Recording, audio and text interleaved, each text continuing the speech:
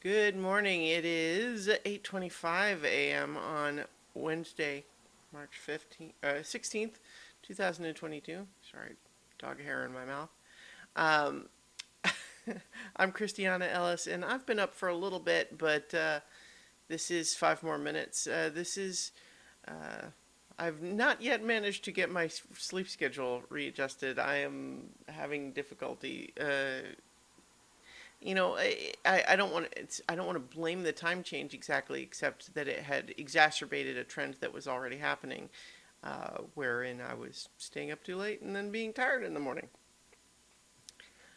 Although, as far as the time change is concerned, it's interesting, I think, that there's some buzz around because the Senate here in the United States recently passed a bill just yesterday to make daylight saving time permanent, meaning we would stop switching the time back and forth over the year. And, so it would need to still pass the House and then get signed into law. But I think it was kind of a fascinating surprise just because I have long thought it was kind of dumb to switch back and forth because whatever theoretical, whatever benefits we glean from it, um, is that outweighed by, the confusion that, as little as it is, gets caused by switching back and forth. Now, that said, I also tend to be a little bit of the person who rolls my eyes when people make too big a deal about the switch. But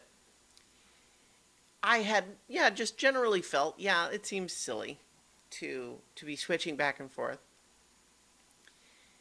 But I got an email this morning. It was just a little news digest of some local stories, and it mentioned this, and it had some interesting perspective that I hadn't considered all that much, which just kind of feeds into well, what is the right thing?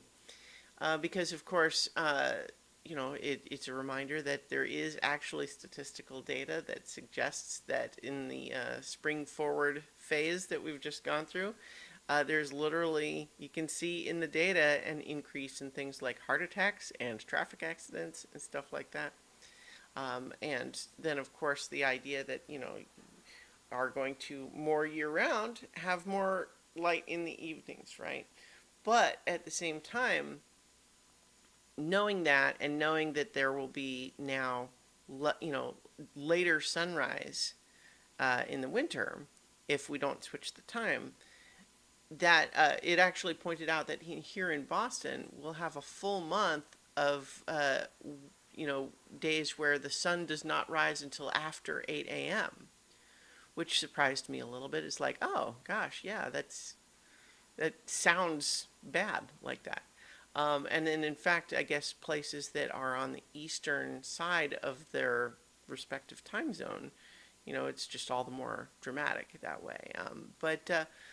And last but not least, something that I didn't know, which is that apparently this change has been made before in the 70s. They made daylight savings time permanent. I just even said daylight savings time again. I've been trying to say it correctly because the correct term is daylight saving time, not savings. But so many people say savings. I've always said savings. It's like, eh. But the point is that it apparently in the 70s they had made it daylight saving time permanent and then switched it back because people didn't like it. So it's one of those things where everyone complains about the switching, but maybe it is actually, like, is it possible that it does actually, we would prefer, we prefer it this way? Or like, we think it seems like it would be better because we don't like the time where we switch, but if we don't switch, then we won't like the time when it's an extreme in the winter. I don't know. I mean, I guess we'll find out.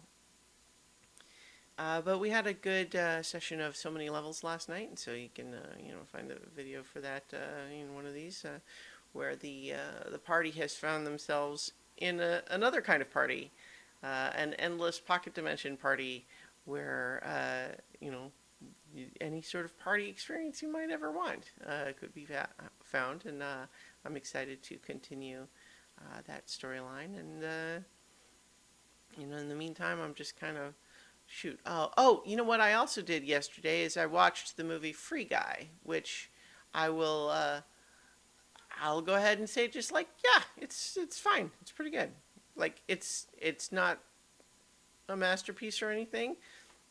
It has several bits that feel like perhaps editing room changes because there's just some like abrupt story moves that feel a little bit like there might have been something else there, but before it changed. But by and large, I thought it was entertaining.